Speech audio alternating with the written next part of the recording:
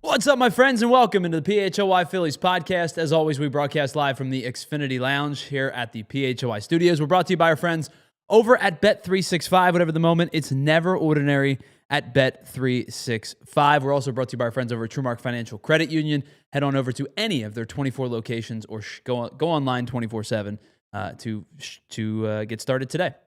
Welcome into the PHLY Phillies Podcast, and a happy Wednesday to you. To each and every one of you across the Delaware Valley, whether you're watching live now on YouTube, you're listening back after the show ends on YouTube, or you're listening on our audio-only platforms, wherever you get your podcasts, thanks so much for being a part of today's show.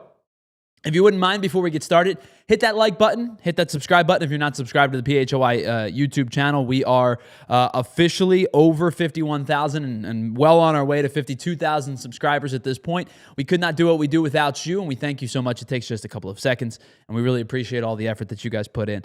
We have a lot to get into today. 3 Phillies players have been nominated for National League, or 3 Phillies members, I should say, have been nominated for National League awards. We'll talk about the MVP, the Cy Young, and the Manager of the Year awards and discuss if any of these 3 guys have a chance to win the awards that they are nominated for. Also coming up on today's show, we're going to talk about Harrison Bader, who officially is a free agent after unsurprisingly opting out of his side of the mutual option. He's an official free agent. He also cannot get offered the qualifying offer because of the fact that he did not spend the whole year with the Phillies or the Twins, so we'll talk about that. And then, of course, as we always do, we get into our Remember Me segment, which is 3 players from 2000 on. It's you, it's Ethan Hartley who's producing today's show. You're working in tandem as a team. You're going to get together to try to figure out these 3 players based on the clues that are provided. We have a lot to get into today in the PHLY Phillies Podcast, so let's jump right into things. Let's start with the 3 awards. So the 3 award nominees across the 3 different awards that are structured. Kyle Schwarber is a nominee for the National League MVP. Shohei Ohtani and Juan Soto are the other 2 finalists in that regard. In the National League Cy Young, it's Cristopher Sánchez, it's Paul Skeens, and it's Yoshinobu Yamamoto. And then in the Manager of the Year award candidate, it is Rob Thomson, it is Pat Murphy, and it is Terry Francona of the Cincinnati Reds. Excuse me one second, please. That's about that, sorry. So let's start with the MVP.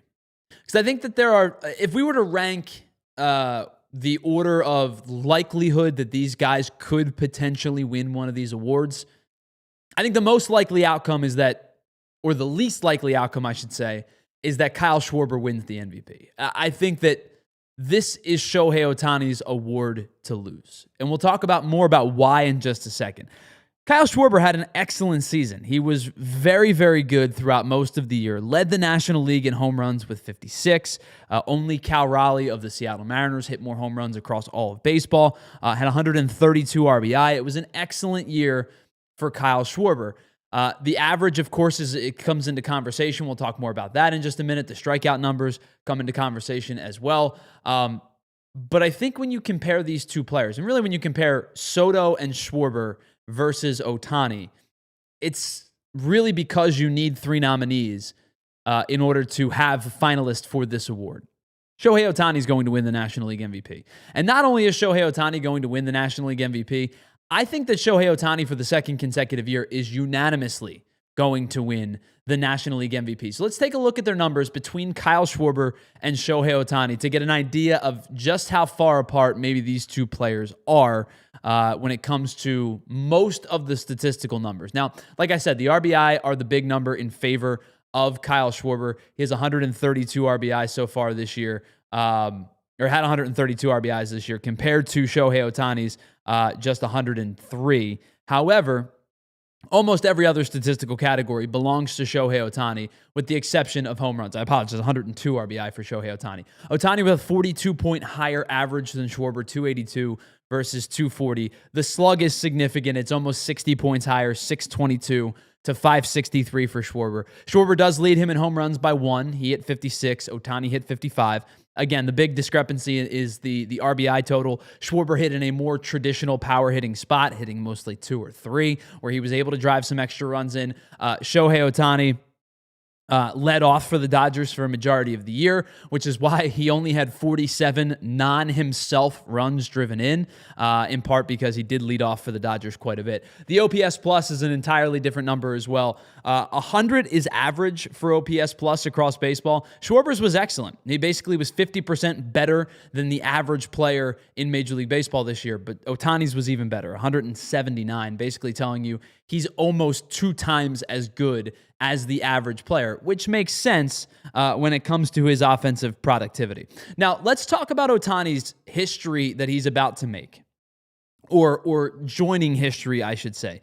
It'll be his second consecutive National League MVP. In 2024, he won last year unanimously. Again, I expect him to win basically, if not unanimously, this season as well. He's also on track to win his 4th MVP in 5 seasons. So he won the 2023 MVP in the American League with the Angels.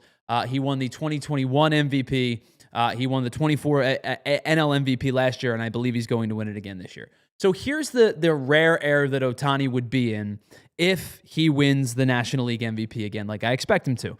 The last player to win back-to-back MVPs, well, it's Shohei Ohtani, 2023 in the American League and 2024 in the National League. The last player to do it in the same league is Miguel Cabrera in 2012 and 2013. The last player to do it in the National League, which is what Ohtani is eyeing to do, was Albert Pujols in 2008 and 2009.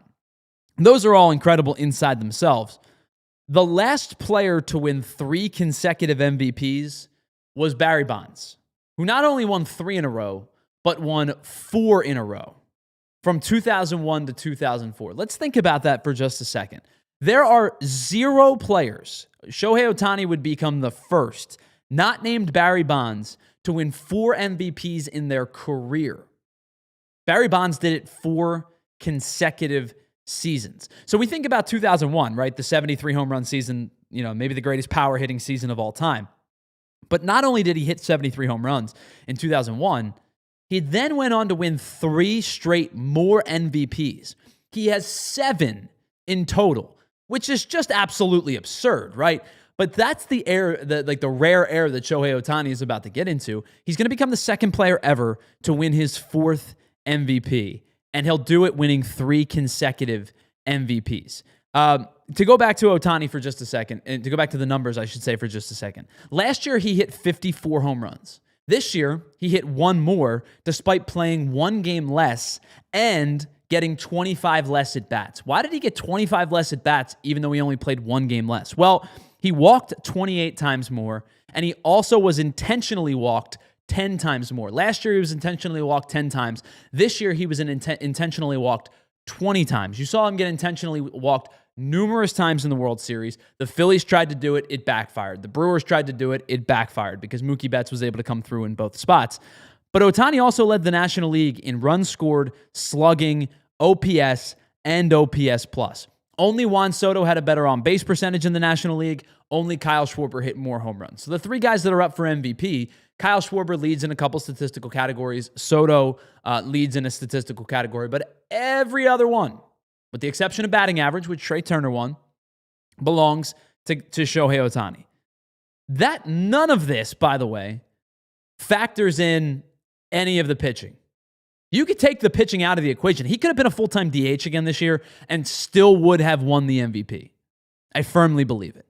You add in the 40-plus innings pitched in the regular season. You add in... Now, it's not supposed to be a postseason award, but voters will probably take it into consideration a little bit. You add in that, it makes it even better.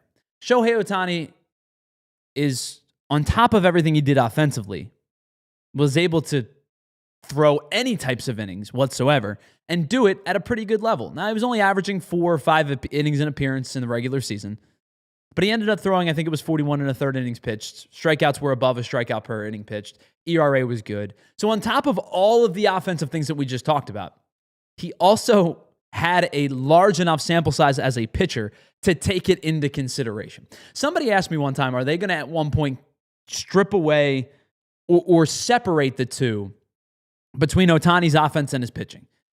And I said the only way that you would do that is if he had a really bad year on either of them. So like if he was as good as he was offensively this year, but then he pitched to like an 8 ERA over those 40 innings, maybe it's a small knock. I still don't think it's enough to not win the MVP. But if he were to have pitched a full season and had like a 4.7 ERA, he just wasn't the same guy that we've seen him be on the mound, maybe it would come into consideration a little bit. But the fact that you add those innings pitched and his ERA was good, his strikeouts per 9 were good, his strikeout numbers per inning pitched were good, I think that this is a runaway. And not only do I think it's a runaway, I think he's going to win unanimously for the second consecutive year. And in fact, I don't think it's going to be unanimous in the American League, but I think for the second consecutive year in the American League, we're going to have a back-to-back AL MVP as well. Cal Raleigh's going to have something to say about it. I think he's going to eat into Aaron Judge's votes. I think this one will be close. I think it might not even be that far apart between first and second place because Raleigh led the league in home runs. He's a switch-hitting catcher. He's a good defensive catcher. He was not particularly good in the postseason defensively, but he was good throughout most of the year. And to do it at that premium position, and for the Mariners to get to the ALCS, I do think that there is some value in that as well. I think that one's going to be much closer, but I do think inevitably Aaron Judge ends up winning the American League MVP again himself. So we're not only going to have a back-to-back MVP, but we're going to have multiple back-to-back MVPs if those things happen. I'm like 99.9% sure Shohei Ohtani's winning the NL MVP. I'm like 60% sure Aaron Judge is winning the American League. I'm maybe at a little less than that even. But I do think you have a really, really good chance of having back-to-back MVP winners in both the American and the National League. So does Kyle Schwarber have a chance to win the National League MVP? Not really. And it's a really good season. It was fun to watch him. The 4 home run game was fun. The 56 home runs were great. The 132 RBIs were a significant number. He was really good against lefties. He was really good with 2 strikes. It was a great year for Kyle Schwarber, and I don't think anybody can take away the numbers that he had. It was a career year, in fact, for Kyle Schwarber. Does he have a chance to win the NL MVP? Nah, I don't think so. Before we get to the National League Cy Young voting, which I do think Cristopher Sánchez has a chance at, we'll talk about do I think he wins it in a moment. I want to welcome our second member of today's program into the show, our producer, our co-host, Ethan Hartley, to the program. Ethan, a happy Wednesday to you. Obviously, I've pretty much laid out that I think, not only do I think Ohtani wins, but I think he wins unanimously. Is there any chance in your mind that Kyle Schwarber can garner some first place votes? I'm not going to say win it. Can he garner first place votes? Probably not at this point. I think if we're being objective, the answer is as much as they put up Schwarber for MVP, just to give some energy to it. Yeah, I'm gonna be the one to say that I just wrote that out of blasphemy. Yeah, it's gonna be really hard, which stinks ultimately because again he put up a phenomenal season and he came up in huge moments in the regular season when he needed to, and even in the postseason a little bit. I think we. The top 3 struggled as a whole, as they did last year. We saw a little more out of him, but we got something a little bit, one game out of it. But yeah, it stinks because you wish. It'd be hard to just give flowers to everybody for whatever they do. That would just get so out of control. But he did put up a phenomenal season, and unfortunately, just for how good Shohei Ohtani is and how once in a generation kind of player he is, and he's going to put up. Yeah, we're getting to a point where once in a generation might not be enough. Yeah, that might be short selling him. Yeah, I mean we might be talking about once in an ever. Mm-hmm. Like when we do all you remember the jokes when he was with the Angels? It was like Shohei Ohtani became the first player since Babe Ruth in 1927, and then before that it was some ridiculous nickname like Oil Can O'Doul in 1884 to do this and then this, and the Angels lost 4-2, right? Like, we're beyond that at this point because he's a back-to-back World Series champ because the Dodgers are a better run organization. But I think about the things that this guy does.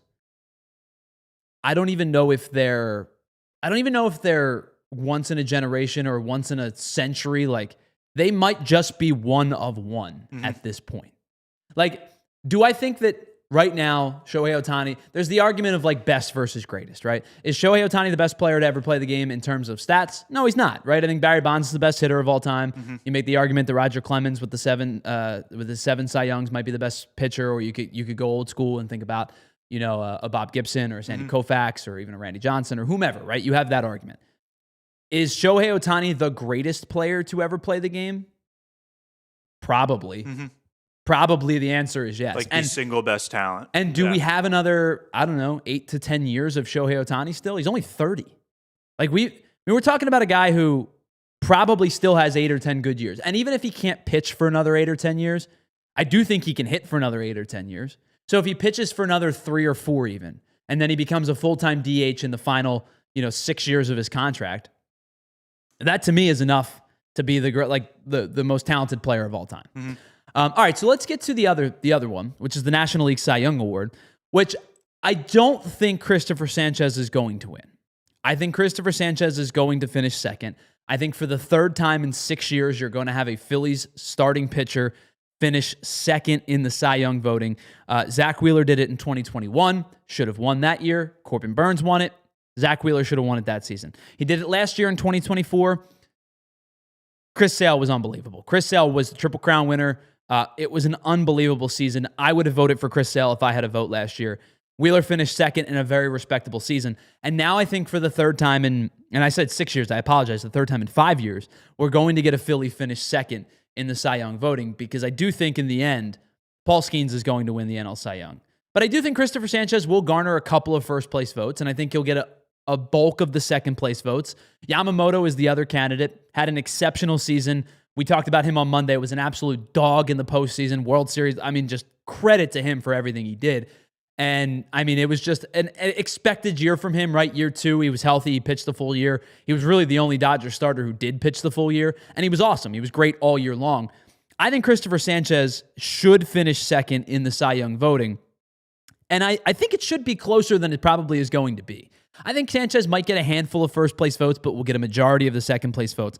And that's not because I think that Skeens doesn't deserve it. He's the Cy Young. I mean, just a killer year from Paul Skeens, who I think when we talk about, right, the multiple MVPs from Shohei Ohtani, I think Paul Skeens is destined for multiple Cy Young awards. He's that good. He's young. He's going to be great for a while.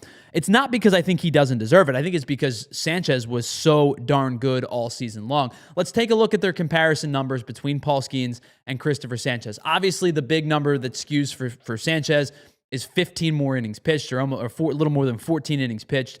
A 2.5 ERA for Cristopher Sánchez was unbelievable all season long. But you look at that Paul Skeens number, man. 1.97 over 187 and 2/3 innings pitched. 216 strikeouts for Skeens, 212 strikeouts for Sánchez. Both of their whips were unbelievable. Sánchez over 202 innings, just north of 1.06, an excellent year for him. Skeens south of 0.948. And then when you think about WAR, I mean, these are two of the top 5 WAR getters in all of baseball. Only Aaron Judge had a better WAR than Cristopher Sánchez. Paul Skeens was not too far behind. An 8 WAR for Sánchez, a 7.7 for Skeens. You know, I'm not the biggest fan of WAR, but when you're talking about two starting pitchers being in the top, 4 or 5 of WAR in baseball, it tells you how good of seasons they had. Cristopher Sánchez had an unbelievable season. I would love to sit here and tell you, like, that's your Cy Young winner. The unfortunate part is he's not. It's Paul Skeens. Like, I know he only pitched, I shouldn't say only, 187 is plenty of innings. It's not like it was 150, right? It was almost 190 innings pitched. You're really talking about less than 15 innings between he and Sánchez. He's in the top 10, I believe, in terms of innings pitched. I'm going to go just go double check for you, but I believe that 187 was good enough for like 9th or 10th. It was 10th, 187 and 2/3. Gallen, Valdez, Gausman, Skubal, Rodon, Fried, Sanchez, Crochet, and Webb are the only ones that are threw more innings. It was an unbelievable season for Paul Skeens. I mean, again, I'd love to sit here and tell you that Sanchez is deserving because he certainly is deserving of being in the conversation, and I think he firmly finishes second in this voting. I think this is another one where Skeens is going to win. Ethan, to you, closer than the Ohtani Schwarber conversation? In terms of like, I think 0% chance versus like maybe 15% chance? Probably. But again, it's just kind of, I mean, you're arguing, again, like you said, like, I was trying to think of an analogy. It's an elite year for Skeens. Yeah. Like, yeah. And again, it stinks because for the exact same reasons, you know, it does overshadow. There's just so much talent. I think that's the bottom line. There's just so much talent across the board. I think pitching's in really good hands. Yeah, like we talked a couple weeks ago about like the end of an era with Verlander and Scherzer and DeGrom and Kershaw. You now have an era of Skubal and Skeens and Crochet. Yamamoto's young. Like I think pitching is in really good hands. Mm-hmm. You know how much I love Hunter Green. Cristopher Sánchez should be in that conversation. I think pitching in baseball is in really, really good hands as long as these guys stay healthy. When the bar really rises, it makes it harder to kind of look at things from a large scope and compare some of the things that aren't worth comparing, like who was runner-up this year versus this year, and when eras change and things change in the game on a grand scheme of things, it can just be really difficult to like judge across the board and get into the gritty details. Let me ask you this. What, in your opinion, if you had to pick one individual stat for the Cy Young Award that means the most, what would it be? I'd probably go with like an advanced statistic. Okay. Like all right, let's go with the baseline stats. Because okay. I tend to agree with you. I think there is something advanced that might, because you and I kind of nerd out about these things. Yeah. The stuff that everybody knows. Is it still ERA to you? It probably has to within be. The scope of maybe innings pitched? Yeah. That's how I would put it. Because again, I mean, it's such a challenge because all of these numbers are flawed and they all can tell different stories of I mean, you can especially in baseball, you can go incredibly in depth understanding like the value of certain pitchers just based on what exactly happens. And again, it's hard to really summarize it into all one number. And I think advanced statistics do a little bit better of a job at doing that. But again, it can still be really hard to understand like what is the difference, what's calculated versus not calculated, what is like wanting like fielding is a big one when it comes to ERA. If you have horrible fielding, you're going to give up a lot more runs that might not count for why that. I think FIP is an important stat. Mm-hmm. I don't know if FIP is as credited as it should be because I think fielding independent pitching is a big stat. Yeah. And that's why I think, when you and I do this, especially when we get in off-season numbers, like we can really nerd out. But I think when you look at starting pitchers' FIP, it is an important stat that maybe gets overlooked because it's not the one that hits the box score immediately. Yeah. Right? But like for Paul Skeens' sake, right? His FIP is 2.36. He led the National League. Mm-hmm. So if you want to get into those advanced metrics, it's another number that goes in Skeens' favor, exactly. right? And not to say Sanchez's was bad. I would bet you he was probably, 2.8. Because he's such a ground ball heavy pitcher, he probably gets a little bit of a boost in his actual ERA versus his FIP. Yeah. That was 2.55. So he was basically right on the same money. I think that plays into how much hard contact do you give up, which Cristopher Sánchez does a good job of limiting for the most part. Do you keep the ball on the ground? Do you keep the ball in the yard? There's a lot of stuff that goes into it that is not just the surface level stats. But even when we get to the surface level stats like we put up there, I think it probably leads Skeens. Mm-hmm. Now, last before we hit the break, just really quickly, the manager of the year, Rob Thomson, I think probably has one of the better chances of the Phillies nominees. I don't know if he's deserving of it, but I think the guy that I would initially pick to win it, I don't know if they're going to go back-to-back. Like, I would vote for Pat Murphy. I think what Pat Murphy's done with the Brewers over the last 2 years has been incredible, especially considering the talent that they've shed over the last couple of seasons. Terry Francona is the third nominee. The Reds make the playoffs. Really great second half of the season for them.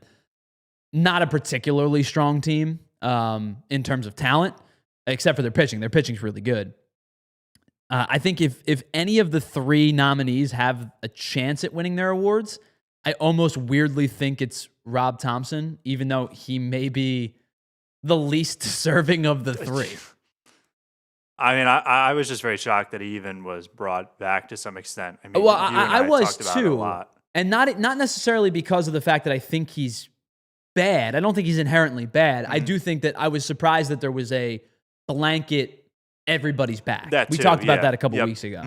Yeah, but yeah, I would give it to Pat Murphy. I would even wonder, how much is that award accounted into your payroll? Like if you are just inherently given less to work with, well, I think and you raise the bar much higher, like I would hope that that's accounted for a little more. It's measured on a bell curve. There's no doubt about it. I think once you get to a certain, like I used this example the other day, like Dave Roberts with the Dodgers, unless they win like 130 games and break the record by a landslide, he's never going to win the Manager of the Year award. Yeah. That team's too good. The Manager of the Year, or really any Coach of the Year, is expected to, like you said, elevate maybe a bad team to a good team to a great team. Like Pat Murphy's taken a good team and made them a great team. Kevin Cash with the Rays a couple years ago did the same thing, made a good team a great team. So when you think about those, I think that there is a bell curve of it eventually. The Phillies were expected to be good.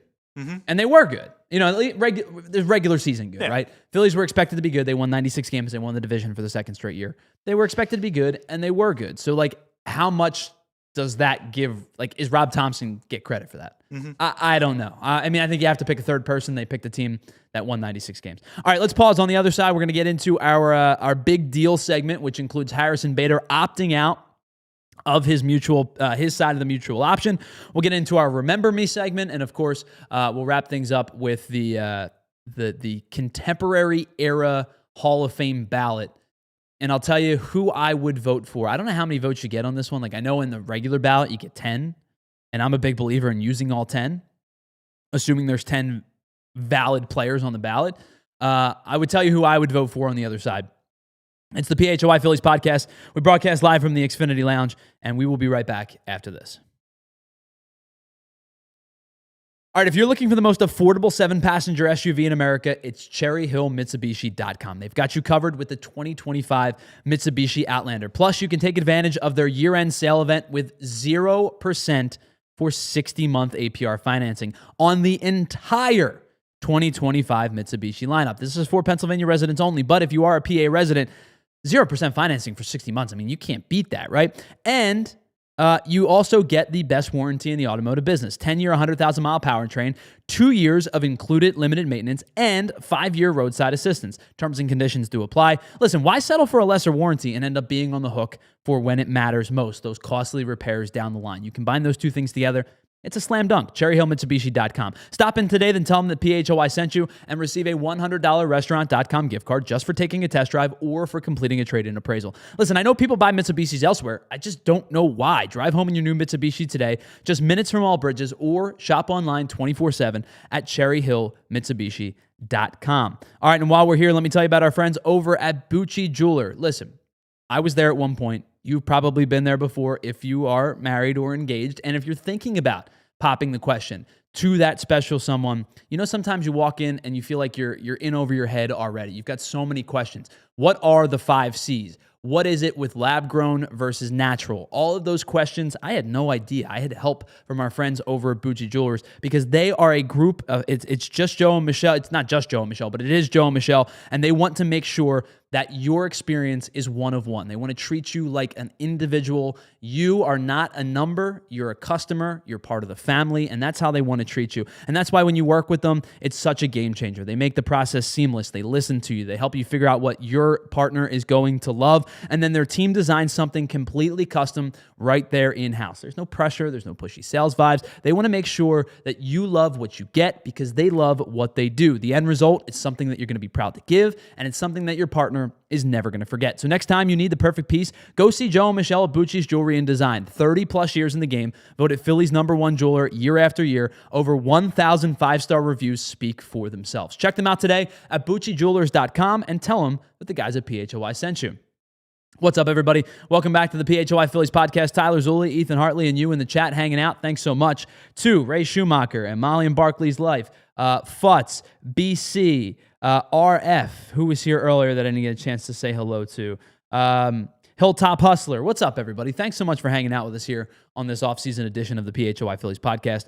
Let's get into our big deal segment of the day, which is brought to you by our friends over at Cherry Hill Mitsubishi. Again, if you're looking for the most affordable 7-passenger SUV in America, CherryHillMitsubishi.com has you covered with the 2025 Mitsubishi Outlander. Shop online 24/7 at CherryHillMitsubishi.com. What's up, Broad Street Bullies? Appreciate you for being here as well. Thanks to everybody who was in the chat. Thank you so much for being a part of today's show. Harrison Bader has opted out of his side of the mutual option between he and the team that was set for, would have kicked in for $10 million for next season if both sides agreed to it. Unsurprising that he opted out of the deal. Had an excellent second half, really had a really good season in total. Was good with the Twins, was great with the Phillies. Unfortunate his postseason was cut short because of the groin injury. Was really just limited to pinch hitting duties, couldn't run, couldn't play the field. The Phillies definitely missed his defense. I think they missed his spark. I'm not going to sit here and tell you that if Harrison Bader's in the lineup, they're going to beat the Dodgers. But it would be, it would have been nice to have him in the lineup, have that spark plug towards the bottom of your lineup, just to have somebody else who you can rely upon, because the offense really didn't get anything going. And his defense, I think his defense in Game 1 was incredible, and his defense throughout the year is unquestioned. So now he becomes an unrestricted free agent. Now, the bad thing for the Phillies is they cannot put the qualifying offer on him because of the fact that he was only here for half a year. You have to have spent the whole season with the team to put the qualifying offer on a player. So, for example, the Phillies couldn't offer the qualifying offer to Ranger Suarez and Kyle Schwarber and JT Realmuto, who I think at least Ranger and Schwarber, they will. I don't know about JT. I would suspect they may, just to be safe. But those three guys, I think, are the big ones that are probably going to get the qualifying offer, right? But when it comes to Bader, that doesn't necessarily mean that he's not going to be back. It just means that they have to negotiate now a long-term extension, which is what we expected. Let's take a look at Harrison Bader's number this year as a member of the Phillies to kind of understand why he opted out of this $10 million deal. 50 games with the Phils. He hit over 300, a 463 slug, an 824 OPS, 5 home runs. I don't know what HIR. I messed that graphic up. My bad, Ethan. I apologize. Home runs, 16 RBI and 17 extra base hits. As we said, the $10 million mutual option has been declined. He had 12 multi-hit games in the regular season, which is really kind of incredible to think about, right? 12 of 50. You're thinking about what? 6 of 25, which comes out to be, 24% of his games? That quick math, I'm not great at it. I think that sounds about right? 24%?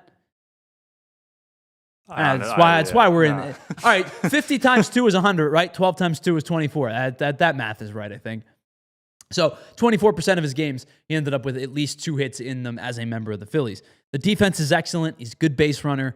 He seems to be a spark plug type of player, the type of guy that I think the Phillies really could use.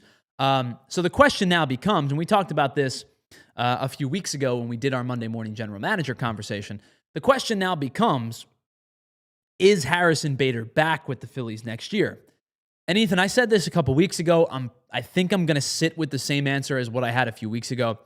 I think the answer is no. And I think the reason the answer is no is probably because he's going to get more money or a third year elsewhere. I think the Phillies will offer him a multi-year extension. I think it's probably somewhere in the 2-year range for $25 to $30 million, somewhere in that $12.5 to $15 million per season. I think the question will become, does a team give him a third year, or do they offer him $15 to $18 million? Right? That's the difference. I think it's one or the other. I'm not necessarily sure it's going to be both, but I do think a team may offer him a third year. I'm not sure the Phillies will offer him a third year. So I don't think Bader's back next season. Where do you stand with Harrison Bader? I probably feel a little more in that boat as well. I just think in terms of, again, asking for a third year, you're going to have to pay JT some sort of amount, whether you do like a 2-year and just raise the dollar amount or stretch it out.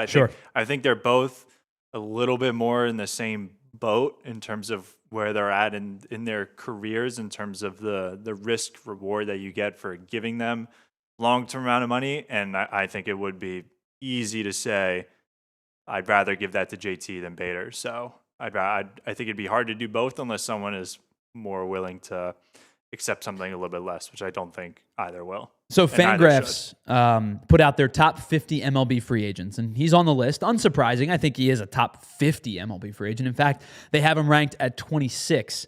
The average estimate for contract is 2.29 years for an average of $27.3 million. Now, there are two actual people that wrote part of this article have 2 years and $15 million or 2 years and $12 million. I think if it's 2 years, $12 million, the Phillies will offer him that contract. I'll be honest with you. I think if it's 2 years and 15, they might offer him that contract. If it's 2 and 18 or 3 and 15, I think that's where the Phillies will end up getting outbid. My other concern with Harrison Bader is, to me, this was a career year for him in terms of most metrics. His power was there. His offense was good. He hit 277 over the season.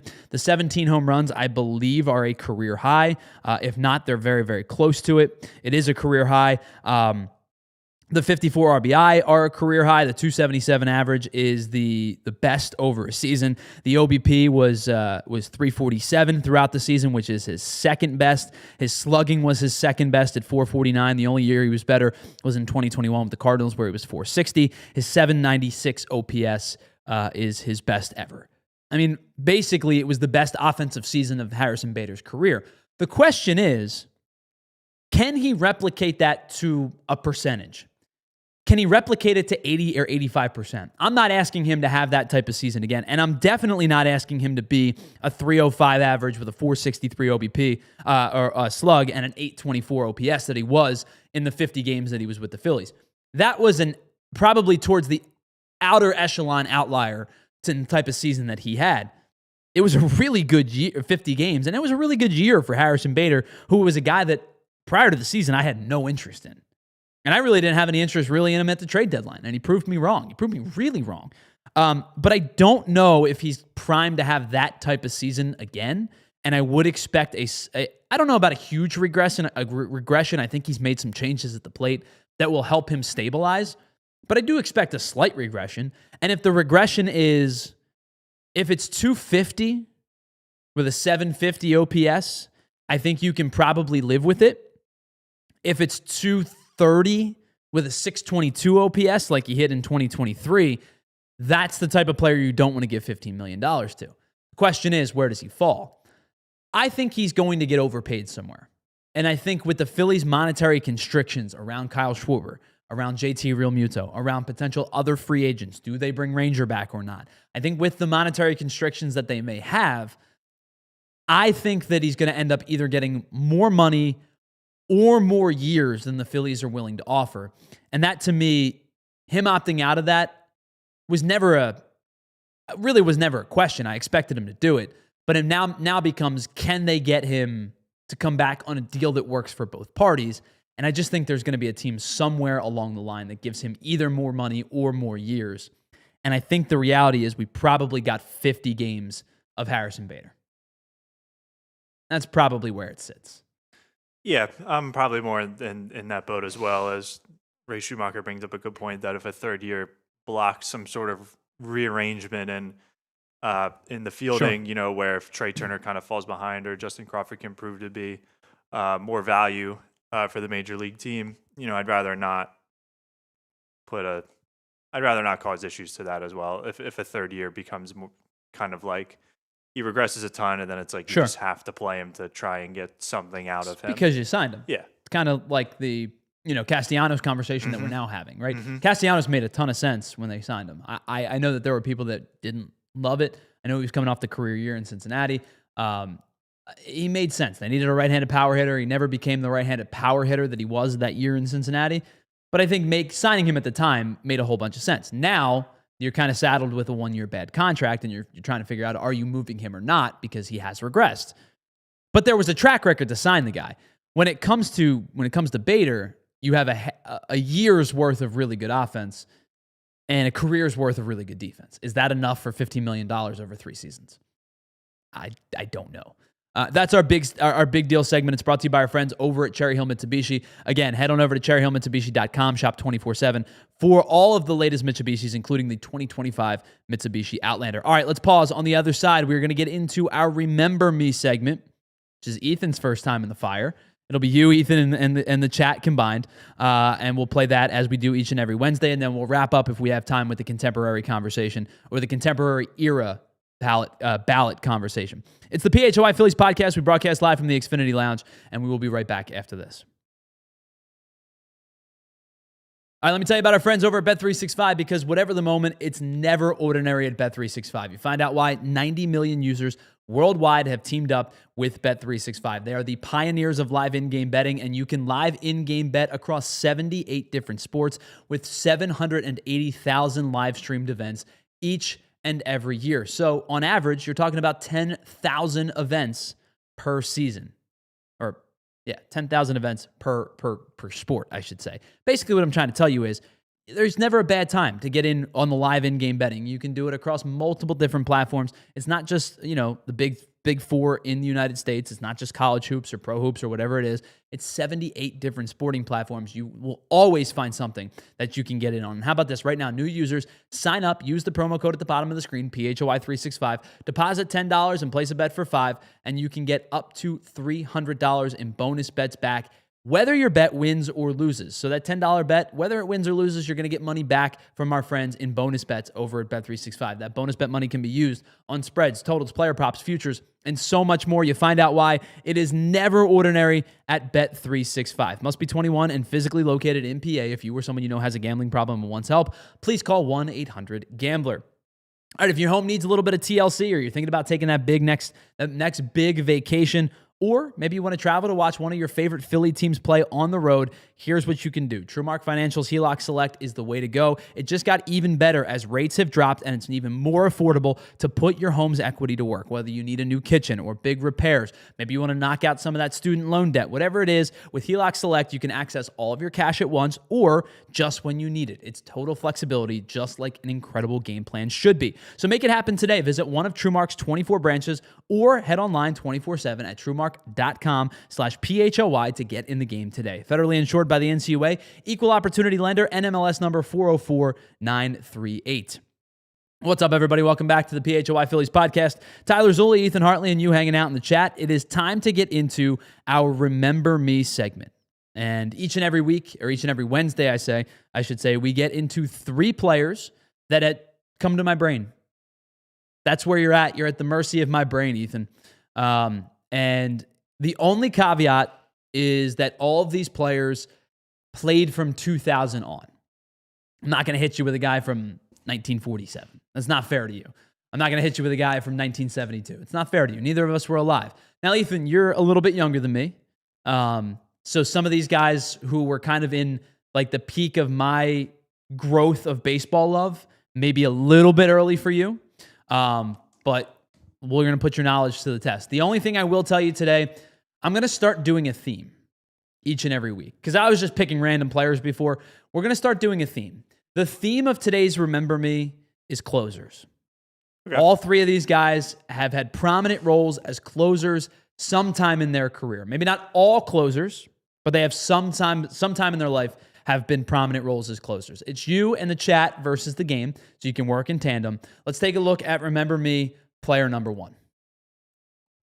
All right, this player had a 16-year career across 5 different teams. He was a 6-time All-Star, twice finished in the top 5 of Cy Young voting, and I think your big clue is he is in the top 10 in Major League Baseball career save leaders. I would say this guy is probably prominent for a certain team, but he also was a pretty prominent member of a World Series team with a different team. I think this player also has an outside chance at the Hall of Fame. I don't think he's going to get in, but I think has an outside chance and is squarely on track to be a part of the Hall of Pretty Good. Am I allowed to ask for hints? Like You can ask for hints after you give me some guesses. Okay. If it's outside of like 2012, maybe I might be like. I've talked about this with you. Like my entire sports knowledge, especially in sports that I didn't play. Papelbon. That's a guess. It is not Jonathan Papelbon. Okay. Nope. My entire sports knowledge is mainly in sports I didn't play. I did not play baseball. I did not play hockey. Comes from fantasy sports. Okay. So if I wasn't playing, I doubt I know the guy. All right. So this guy did. So what year do you think? What year would that have started for you? Like probably 2014. All right. So this guy in 2014 had 35 saves. He did have a 4.8 ERA, but he did have 35 saves that season. He also, the year prior, had a 43 saves and 37 the year before that. Okay, so he has multiple seasons in a row, including, in fact, 6 seasons in a row of at least 35 saves in the earlier portions of his career. So obviously, like this isn't a nobody. It is not Papelbon, by the way. This guy never pitched for the Cardinals either. For some reason, the outline almost looks like familiar in a picture I've seen, but like Wagner. It is not Billy Wagner. This guy's right-handed. For some reason, the outline just looks so familiar as like a photo I've seen.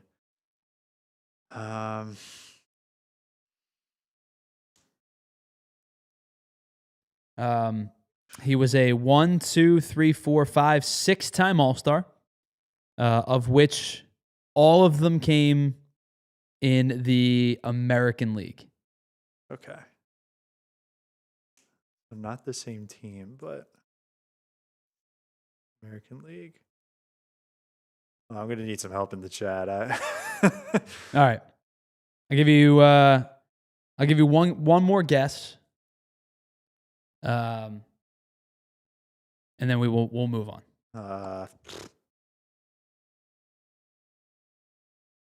No, I got nothing. This is Joe Nathan from the Minnesota Twins. Nope. Also pitched for San Francisco to begin his career, but it's Joe Nathan. Pitched for Texas in the World Series that year. 377 career saves are good for 10th all time. All right, let's get to Remember Me number 2, another closer. This guy is, I would say, most well-remembered for playing with the Seattle Mariners. However, he was also a member of the Arizona Diamondbacks. 12-year career, played for 4 teams. He had 4 seasons of 30-plus saves. I think this guy was one of those pitchers that was absolutely electric and then was not. Like, it was a pretty steep and quick fall off in his final season. And he went from a guy who, for 4 straight years, had a 2.8 or ERA or better to a 6 and then was done. Also pitched for the Mets and the White Sox, but I would say most known for his time in Seattle and then Arizona after that. My only first thought was Edwin Diaz, but yeah, obviously. This guy's not still pitching. Yeah. That might make it harder. Still not pitching. Where was he in 2014? Arizona. Okay. His final year in the league. Oh, that's even really hard then. That's probably someone who I didn't. He wouldn't have been on a team, so I wouldn't have really remembered his name.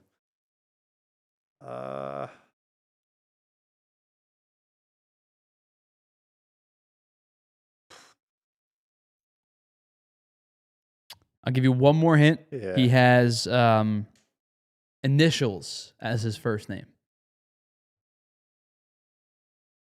Oh. So it's Yeah.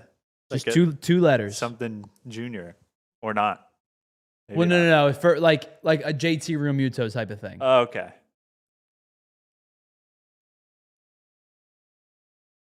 His full name is Joseph Jason.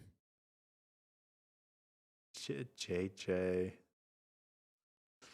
I had a really bad basketball poll. Guy's first name It is was not JJ. JJ Barea. No, even worse than that. No.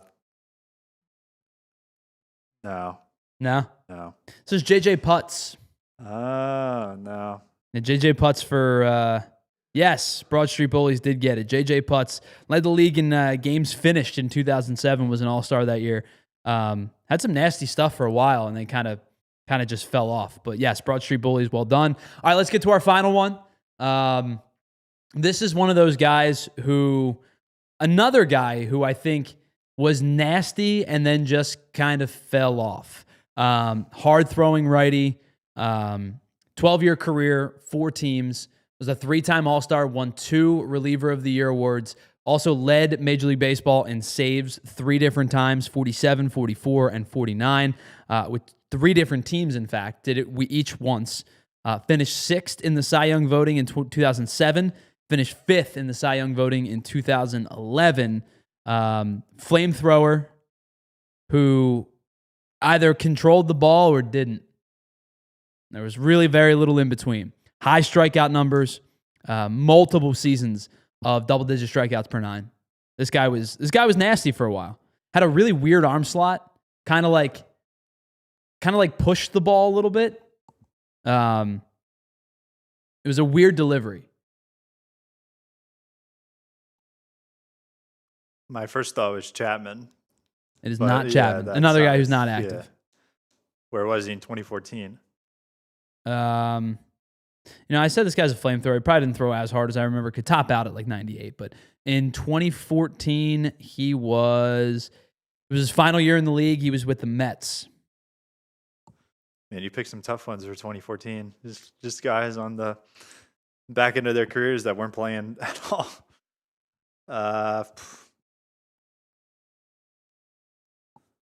We're going to need some help in the chat. Schumacher gets Papelbon again, I think. Not Papelbon again. 3 times led the league in saves, 3 times led the league in games finished, once led the league in games appeared in.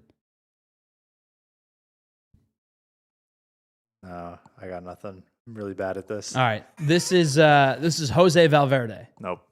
Nothing? No. All right. Not one bit. All right. Well, we'll try again next week. Maybe I'll bump up the timeline a little bit for you. I think that would be most helpful because, again, if I like I can name like just super random obscure players because I would see them as guys to consider adding to my roster. But I'm telling you, I didn't really grow up on cable, so the only way I learned names was just by looking at box scores. Exactly, yeah. Just on the on the newspaper, on ESPN or Yahoo, and just seeing oh, this guy's good, I'll pick him up, and then it just locks in my head. So yeah, if I didn't see them, or even sometimes I did this more for basketball because that was a sport I grew up on. But I would just scroll just to learn names and just see guys. But yeah, baseball is definitely the toughest one. All right, well, let's pause on the other side. We'll get into this contemporary ballot as we wrap up today's show. It's the PHLY Phillies Podcast. We are broadcasting live from the Xfinity Lounge, and we will be right back after this. All right, we got another weekend of big sports coming up, right? Your pro hockey team and basketball team are in full swing. It was a big game. A big letdown game, I should say, for your pro basketball team last night. But pro football, college football, right around the corner. And if you call yourself a sports fan, you have to get Xfinity. No lagging, no buffering, no switching between apps trying to find the game. It's the ultimate sports destination where you can find all of the best games and your favorite teams all in one place. The way that you watch, it becomes next level. It's the perfect fan flex where you get all the action right there in your living room. You don't have to battle traffic or worry about concessions or pay $100 just to buy a couple of drinks. You can do it right from the comfort of your living room. Plus, with Xfinity's best picture and sound with enhanced 4K, it's so clear you're going to feel like you are at the stadium anyway. And sometimes you can have 4 games going at once, because why not? So next game day, make sure that big fan in your life isn't a big fail. Learn more at Xfinity.com. Xfinity, imagine that. All right, and while we're here, let me tell you about a partnership that we have. Not a partnership, more of a survey, because we love you. We thank you so much for being part of the PHLY community, and we are always looking for ways to improve our shows and better understand how you listen and what matters most to you, what you value most. That's why we've launched this quick survey. Listen, it's just a little bit of feedback. It helps us shape the content that you love and make it even better. It just takes a couple of minutes, but it makes a huge impact for us here at PHLY. Head on over to allphly.com /survey. You can scan the QR code there at the screen as well and let your voice be heard. And respondents have a chance to win a $100 Amazon gift card. We love you. We appreciate you. We thank you for being a part of PHLY, and we appreciate you taking some time to be a part of that survey as well. All right, one final thing before we get out of here for today. Let's get into this contemporary ballot, because I think it's an interesting one. And so basically what this is the next step in voting. Excuse me while I try to pull up the list again real quick, for Major League Baseball Hall of Fame. So it's not like the Hall of Fame as in, you retire, you wait a couple years, and you get to, you're a part of it. It's like the next group after that. So once you're off the ballot or not eligible anymore, you go into this next pool of players. And so here's the contemporary ballot era committee, the ballot, I should say. Barry Bonds, Roger Clemens, Carlos Delgado, Jeff Kent, Don Mattingly, Dale Murphy, Gary Sheffield, Fernando Valenzuela. Let's start with the two big ones, Ethan, because they're probably the two most controversial. Barry Bonds and Roger Clemens. I have steadfastly said the guys that are part of the steroid era belong in the Hall of Fame. And I understand that that's not for everybody. I understand that there are a lot of people, especially some older folks, who believe in the integrity of the game, that say that they cheated baseball and they don't belong in the Hall of Fame because they didn't do it honestly and earnestly and fairly, which is fine if you believe that way. I think that the inverse is, when it comes to the steroid era specifically, that it was perpetuated by Major League Baseball. Bud Selig allowed it because baseball after the 94 strike was really desperate to find viewership and was really desperate to stay relevant. So I think it was something that was perpetuated by Major League Baseball and the ownership group, that the group, the ownership groups, I should say, that was done to allow the game to grow back. In a sense, as Sino Bitemer points out, steroids in a roundabout way kind of did save baseball. I don't know what would have happened without the steroid era. I don't know if baseball would have existed. Baseball would have existed, but I don't know if it would have existed in the sense that it does today, where it has found a resurgence because they finally found a way to market it again. When it comes to the steroid era, those players, did they take performance-enhancing drugs? They certainly did. Was it fair to the rest of the league? Probably not. Was it perpetuated by the rest of baseball? Absolutely it was. And I think when it was convenient for baseball and it was convenient for Bud Selig, they threw all those players under the bus when the Mitchell report came out. And do I think that they probably should have acknowledged that they did take performance-enhancing drugs? Yeah, they should have. I think it probably would have gone a long way to retribution or a repairing of the relationship between these players and the fans and the players in the league. But in this individual instance, I shouldn't say individual instance, but in this momentary instance of a decade's worth of steroid use, I think that because of the league's allowance of it and kind of turning a blind eye to it and almost feeling like they encouraged it in a backroom handshake type of deal, you can't tell the story of baseball without Barry Bonds. Barry Bonds may be the greatest hitter to ever walk the planet. We talked about Shohei Ohtani being the greatest player to ever live.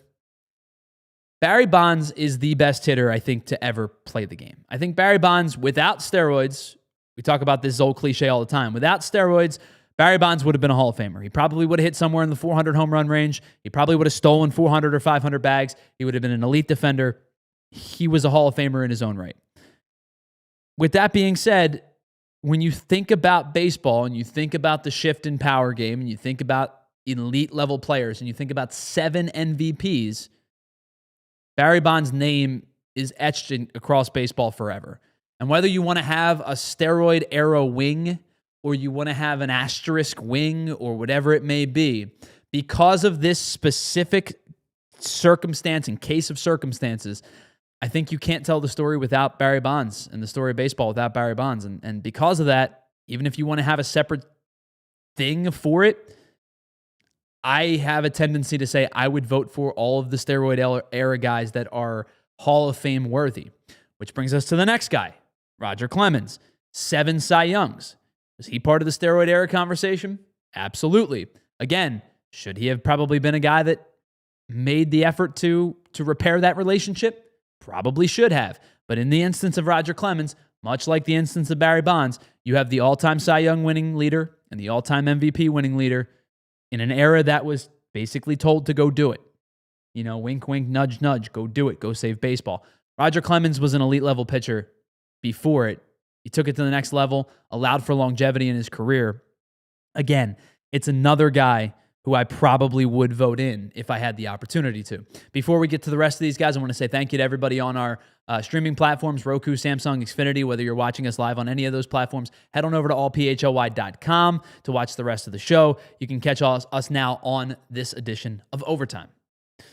Ethan, really quickly, your thoughts on the Bonds-Clemens conversation specifically when it comes to those guys being in the Hall of Fame? I think they should be. I think everyone is kind of, I don't know, maybe this is a little more lax take, but I do think everyone is kind of more aware of, what has already happened with it. I think you can look at the numbers and understand that, this is a player who participated in something that did change the game and change how numbers are analyzed, but I don't believe it makes a lot of sense to leave them out, and I don't believe in the inconsistencies that happened throughout that time period. I think that's a big part of it. I think it's very similar to the substances pitchers would use and how it was like. Well, and I think even that, take it a step further, I think that there were guys that have been voted in the last couple of years that probably have ties to the steroid era. Are we 100% certain? I don't want to throw names on it. This is not fair to them. But are we 100% certain David Ortiz never did? We 100% certain Jeff Bagwell never did? Those guys are in the Hall of Fame, right? So is it part of the Mitchell report? Is it a lack of admittance to it? What is the line? Where do we draw the line? That's where it becomes a question, right? So to me, I think both of these guys are Hall of Famers. The rest of this group, I have argued for some. I get the merit. To me, the next 2 guys that I would go towards are Don Mattingly and Gary Sheffield. And I think that that's the next group down. Everybody else, I think Dale Murphy has a case. Kent and Delgado were excellent players. I don't think I would have voted for either Kent or I think I may have voted for Kent with a 10 vote, right? I don't think I would have voted for Delgado, an excellent power hitter in his own right, probably in the Hall of really good. Mattingly, I think, is somebody that for a long time has had an argument of should he or should he not be in the Hall of Fame, probably right on the cusp. Gary Sheffield did it for a really long time for a bazillion different teams. I know when it comes to the writers, he was one of those guys who was kind of maybe standoffish to the media, and he didn't get along all the time. And that's one thing I would take out of Hall of Fame voting is if somebody was just rude to the media, that's not enough to not vote for them. Grow up. When it comes to players maybe a Gary Sheffield type player, maybe a little bit of take the, well, he was kind of standoffish too. I don't care. If they do something outside of baseball that is bad, 100%, no question about it. There's certain guys that we're not going to talk about that do not belong in the Hall of Fame because of the things that they did outside of baseball. We're not going to get into that conversation. We've had that conversation before. But if your argument is well, they were kind of rude to the media, grow up. Vote for the best players. I think Gary Sheffield has an argument. I don't think Sheffield gets in right away, but I do think there's an argument to be made. Same with Mattingly. I think there's an argument to be made. I understand Fernando Valenzuela being on this ballot. It was an absolute just burst onto the scene. It was a good career. It was a guy who really did change the outlook of baseball in terms of international play and things like that. I don't necessarily think he's a Hall of Famer. But to me, the 2 that stand out on this list are Bonds and Clemens. And then you could argue the other 6, you could make an argument for or against. But in terms of Bonds and Clemens, Bonds, Clemens, Sosa, Alex Rodriguez. Like, that's a group that belongs in the Hall of Fame. And that's going to wrap up today's show. Big thanks to Ethan Hartley for producing and co-hosting today's show. Big thank you to you in the chat.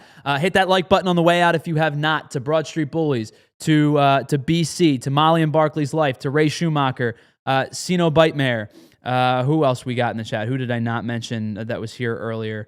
To Futz, to I think I got everybody. To RF, to I think that's pretty much it. But if I didn't, Hilltop Hustler, who was here earlier. Thank you to everybody. We'll be back on Friday for a final edition of the PHLY Phillies podcast of the week.